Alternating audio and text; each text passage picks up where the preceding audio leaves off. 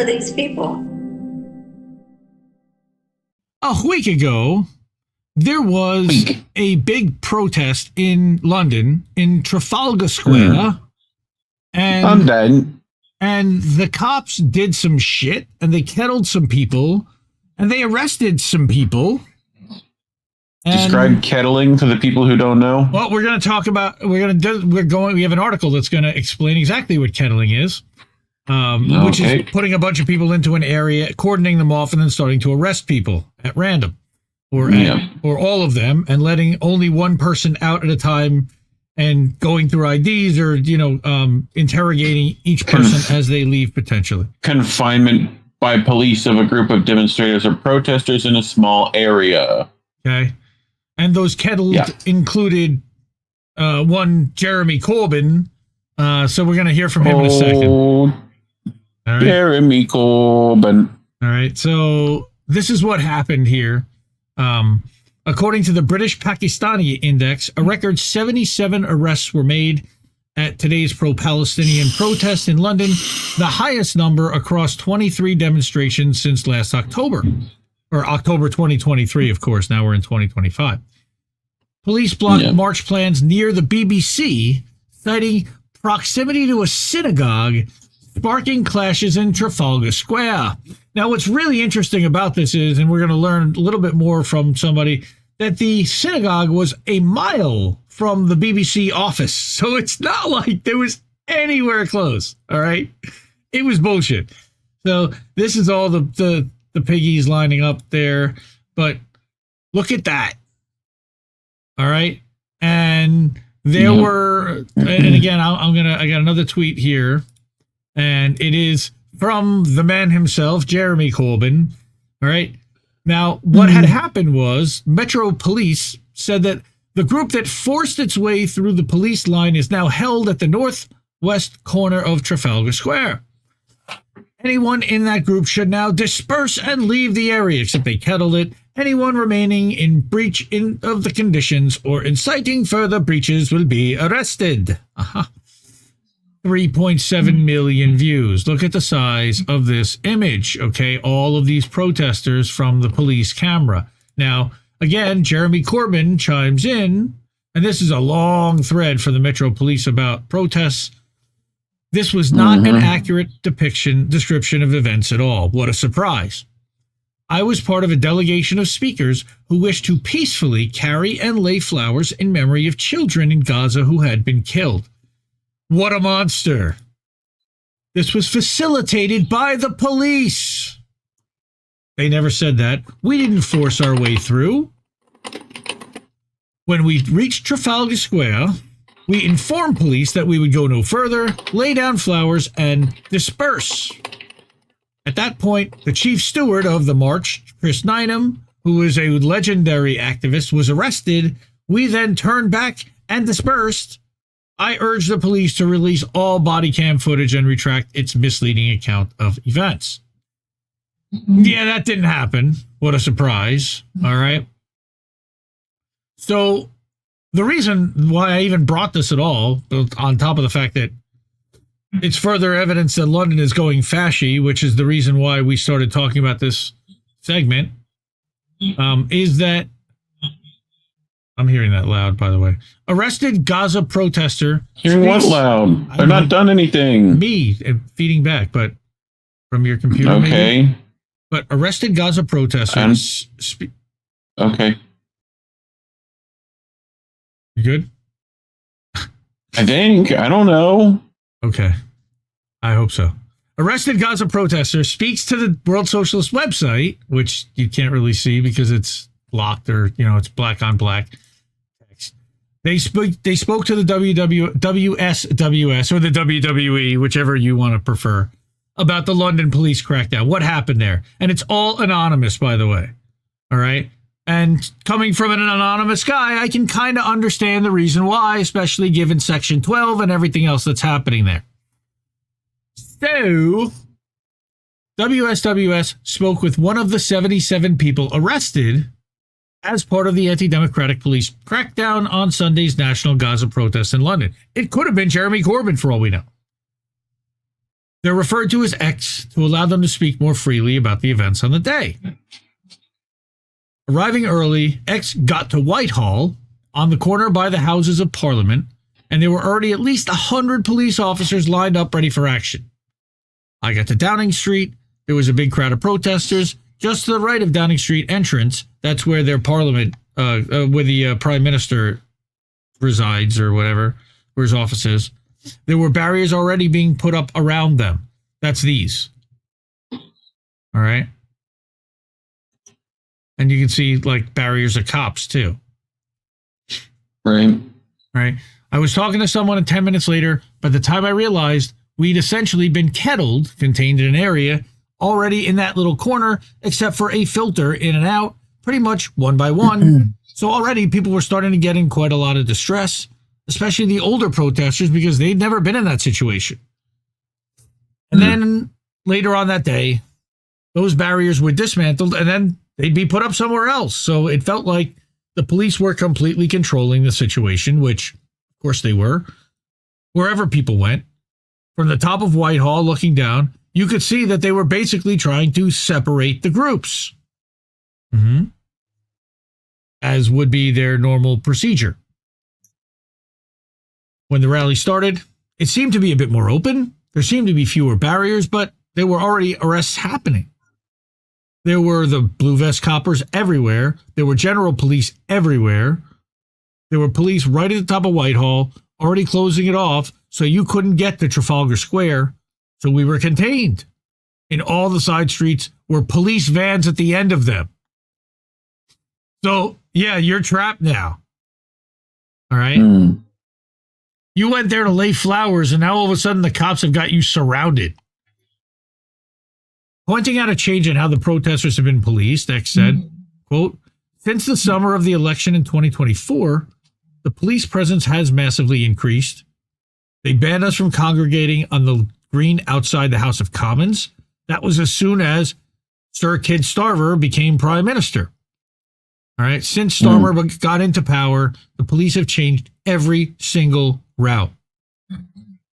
Well, we know why. Because he's ranked as the 49th most influential person in Zionism, because he sleeps next to someone who is very influential, and he is the prime minister. Yep. So this person anonymously added that the Israeli counter-protest was literally on Whitehall, but just on a side street. All right. On protests recently, they've been placing them closer and closer to pro-Palestinian marches. That's become a theme since Starmer got into power. That was never the case before. So there's that. All right. And then they continued on Saturday's events. All right. When the rally started, it was really cold. It was like 2 degrees Celsius, not Fahrenheit. It was just above freezing. So a lot of people were struggling to be still. I was trying to keep warm by sort of moving about and walking between various groups and things like that. I started to move away from the rally about around the time, just after, Labour MP Espana Begum spoke. All right. I think it was just to see what else was going on. So this person was there. They get arrested. I walked up towards Trafalgar Square, and there was a big group of pro-Palestinian protesters chanting in the line in police vans. There were lots of us. There were lots of videoing of us. Okay, but that's been another feature. So many undercover videoings, police infiltration, things like that going on. Right? Yeah. So soon afterwards, everyone's sort of forming into a kind of march look. And right at the very front were the Holocaust survivors, or the relations of Holocaust survivors, which were basically people in their 80s. They were elderly people. And just as they started to move forward, the police formed a cordon, but it was quite a flimsy one, if you like. We were on the other side of that, and because there was a gap, they were filtering people one by one. Me and the other protesters were shouting to go through the gap because we're worried about these elderly protesters because they just look terrified. It was really upsetting to see that. Of all the things that happened that day, that was one of the worst things. So literally they had like Holocaust survivors and family of Holocaust survivors there that were, kind of in support of stop the genocide and stop arming Israel and stop funding all of it and stand up against it. Vote against it in the UN if you have to, instead of abstaining, which I believe they've been doing the whole time, right? I don't know if they actually voted for genocide because nobody there seems to want to do so. Yeah. So he said he saw a woman, or this person said they saw a woman who must have been in her 70s get kind of manhandled away from the police. She tried to get through and she was pushed back. He had to move. They had to move away because they were starting to get really angry and a bit mouthy. Nothing dodgy, but saying this is completely unnecessary. Eventually, the police let them through. This was kind of halfway along Whitehall, so then the march was carried on. By which point, I'd moved away because I was getting too upset, so I moved away from it. Right, so here's where it gets to. Later on, some protesters had got to Trafalgar Square. I thought maybe you can go through now. Maybe they're not going to arrest people. It's really confusing, so I followed. I went up towards Trafalgar Square. I just walked through. I must have been about 10 meters behind, maybe a bit more, behind the members of Parliament, Jeremy Corbyn and John McDonnell, and a lot who had to get through. All right? Yeah. And it was really squished. It was really quite worrying, a bit claustrophobic and everything. It was completely crammed. It's like being in a mosh pit, kind of. You just get pushed. People are going up there, realizing they couldn't get anywhere, and then turning around and coming back. So they're just trying to go against the march, and people are getting jostled. I remember somebody, they said that about somebody. Jostled. They said that about Shireen's coffin, that it was jostled. Coffin. I'll never forget that. I mean, that people have died in crowds like this by it being compressed, so... Stampeded. Oh, yeah. Probably not the best thing, yeah.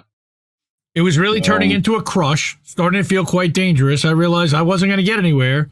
They were telling people to sit down. I thought, we're sitting ducks here. I was told to move and literally arrested 30 seconds later.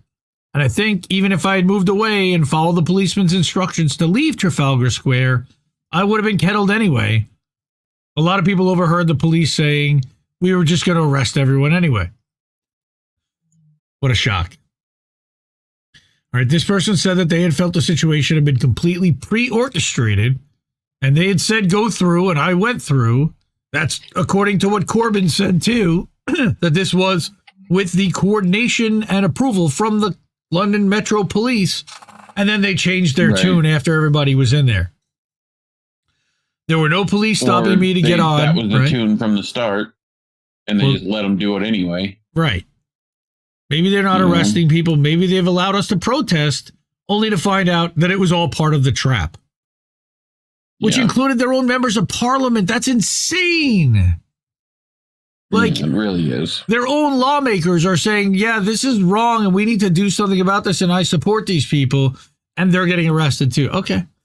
Spending 19 hours in a cell, this person had to ask 7 times before they got legally allowed a phone call at 10:40 p.m., by which time that person was asleep and had to, that person and the person arrested had to leave a voicemail. They also had to ask for toilet paper 4 times before getting any. That's disgusting and debasing and done intentionally to try to, remove people's humanity and make them kind of beg for the basics. Disgusting. What pigs do. All right. Disgusting. When they put me in and I said, well, can I have my calls, like to my solicitor, my personal call? They were like, we're just about to do handover, so it'll be about 45 minutes. It was constantly, in about a half hour. It was like that the whole time. For 19 hours. All right. There's been nothing in writing about what I'm charged with, of course. There's some confusion. These are things that have only been told to me verbally at the time of my arrest, released on bail. So something's written somewhere. All right. I've got to return for an interview in about a month's time. And I'm banned from attending any protest within the Greater London Ring Road until I've had my interview. And this is the big thing right here. Which is, I how do they even justify that? This is what they've been doing to the journalists. This is what they've been doing to the activists. They've been muzzling them. They've been banning them. They've been preventing them from speaking out and gathering groups to speak out on behalf of the Palestinian people who are being exterminated systematically. And how do the police, like individual police, I get that your bureaucracy is fucked, but individuals, I don't know how you're letting this happen. You know? Well, like, they were selected, remember. You're doing their dirty work. You can not. Remember that they were selected and why. They went through a strict vetting process. Okay, summing it all up, it was terrifying and humiliating, and it's a massive spanner in the works for people like me who are renting, who are in precarious employment or non-employment or things like that. It's a life changer for us. And I think one of the upsetting things, for example, none of the media really mentioned the 77 arrested. They just talked about the chief stewards, which is Chris and Corbyn and the members of parliament. There's 70 plus people like myself who don't have a lot of money or political weight or any of the gravitas and are at risk of just being forgotten about. People are going to get evicted. People are going to lose their jobs when they don't have very much already. And within a half hour of being in that cell, they were more determined than ever that in their life to do it again. I'll fucking do it again. Right. I'd like to look into like free speech laws in the UK. I know there have to be something, you know? Well, like not like here. I know that they don't. Yes, but obviously there still has to be like some parallels that you should be able to use to fight this. But all right, I was remembering all the time. It's about Gaza. It's about them. The reason I go to the London ones rather than my local ones is because they're the ones that get on TV. And the most important thing is not forgetting about it, not letting it go under the radar. We're not stopping. Fuck yeah. But neither are the London police, unfortunately. All right. That's that segment right there. So we definitely don't get monetized for stuff like that. So if you are able to and of means, we could really use your support. Thank you so much. Really appreciate it. If not, share the stream. Tell your friends. We're live on 6 platforms, maybe even 7 right now. We're live on YouTube and Rumble and We're not on Rockfed. Odyssey, Bitchute, Kick, Twitch, and Elon's bullshit platform that he used to call Twitter, and now he likes to call a single letter. I don't want to call it. But anyway, the way that you can support this network financially the best and leave us a tip would be to give us a Cash App that takes no fees or very minimal fees whatsoever. Ko-fi takes almost no fees whatsoever. PayPal is small. And then you could also subscribe to the INN newsletter. That uses Stripe, and we talked about Stripe last week. I'd prefer that we not use Stripe if we didn't have to. But whatever you guys are, whatever everyone is willing to do, guys, ladies, everyone, for real, thank you. Really appreciate all the support we could possibly get. Can't keep giving us nothing and think we're bluffing about coming for your heads. Why play civil if you won't listen to 50,000 dead? And now we know our mission, we form a militia, make Congress a prison. No, I play civil when all these dead won't make you listen. What's more American than slaying your oppressors? What's more American than liberty or death first? God, I thought we were founded on abolishing the tyranny of those who would starve a village all to live empirically. And I regret that I have only one life to give for my cause now that I can see the cause so clearly. See, I want our leaders, regardless of party, to fear me.